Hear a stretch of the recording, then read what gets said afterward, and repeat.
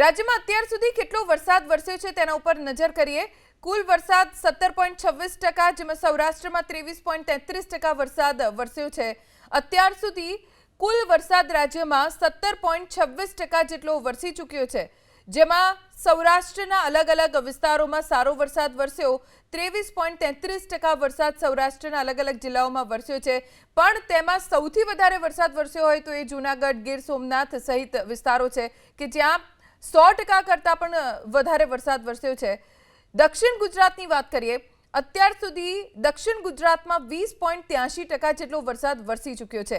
દક્ષિણ ગુજરાતના અલગ અલગ વિસ્તારમાં 20% જેટલો વરસાદ પડ્યો, તો પૂર્વ મધ્ય ગુજરાતમાં 12.35% જેટલો વરસાદ અત્યાર સુધી વરસી ચૂક્યો છે।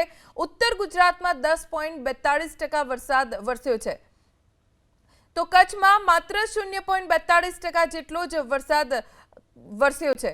રાજ્યભરની વાત કરીએ તો 17.26% વરસાદ અત્યાર સુધીમાં વરસી ચૂક્યો છે।